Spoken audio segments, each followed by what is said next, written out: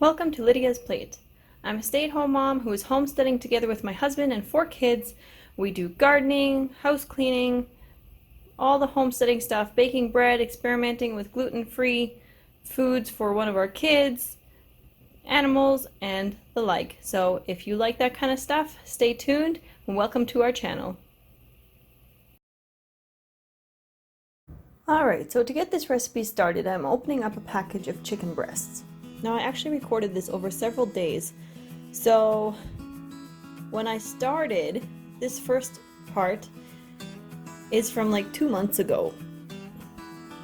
So by the time you'll see the finished product at the end, I've tried it with some chicken thighs as well.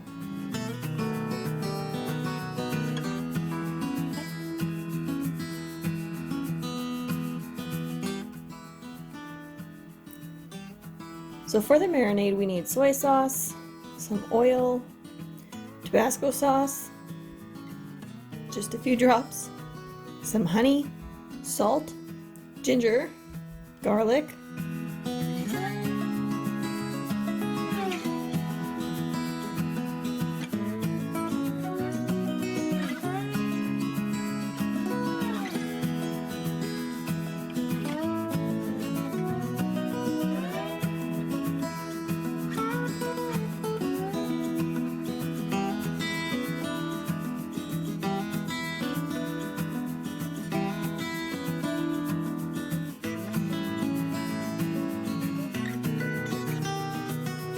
and chili sauce. Now I was out of chili sauce, so I quickly went online and found a recipe to just make it at home. So this is 2 tablespoons of ketchup, a little bit of chili powder, and just the slightest dribble of vinegar. I decided that it didn't quite smell spicy enough to me, so I decided to do another scoop of chili powder.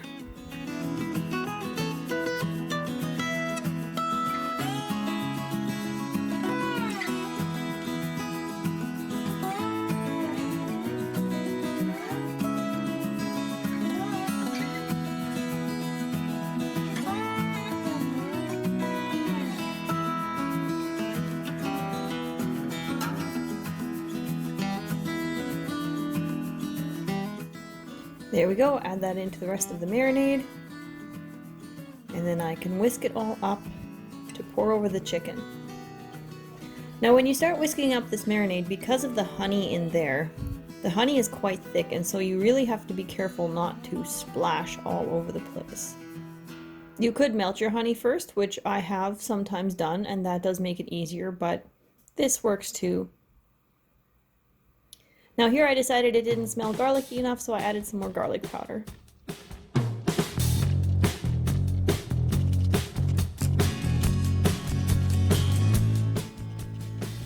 There we go, that's it. It is that simple. You could chop garlic cloves and put them in there instead of the garlic powder, but I didn't have any this time around, so I just did garlic powder. So now I am ready to pour this mixture over the chicken.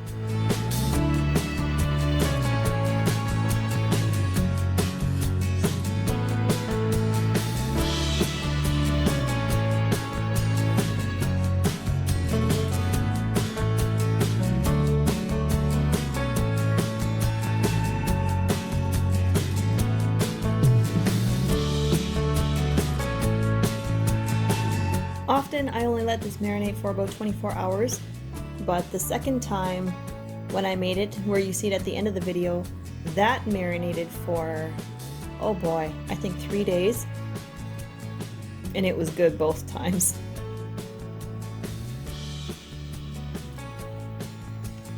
Alright, time to quickly get this place all cleaned up, and then that's it for today.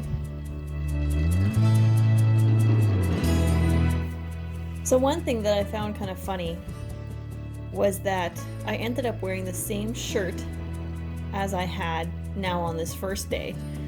And I had even checked, but I ended up checking the clip where I was just turning the chicken over in the fridge as it marinated.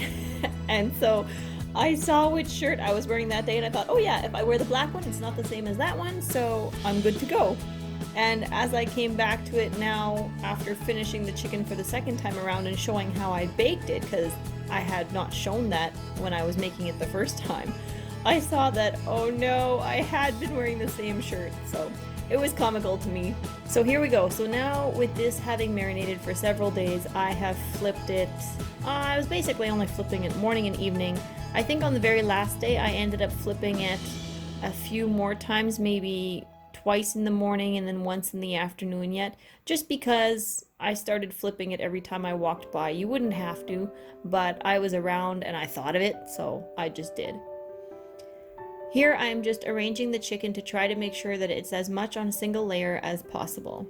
This recipe is also so nice, simple, and easy because you have very little dishes to clean up.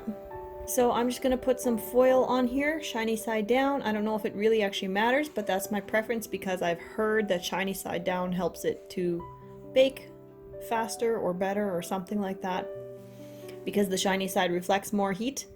So anyways, that's the way I'm gonna do it, and I'm gonna put it in the oven for, well, actually this time around, normally I put it in for at 350 degrees Fahrenheit for about an hour and a half, but this time I was working on supper really early, and so I had put it in at 300 for 2 hours, and it was so tender. We ended up getting company, and I had enough for company too. So I didn't show the chicken on my plate this time, but it was so soft and tender. Like I hardly needed a knife. I just needed a knife to help pull it off the bone because I was eating part of the thigh.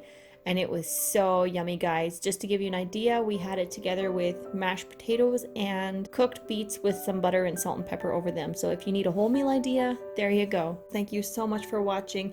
If you did enjoy it, please give it a thumbs up. Subscribe if you haven't yet. That would help me out a lot. And if you want to be notified every time we post a new video, just click that little bell beside the subscribe button.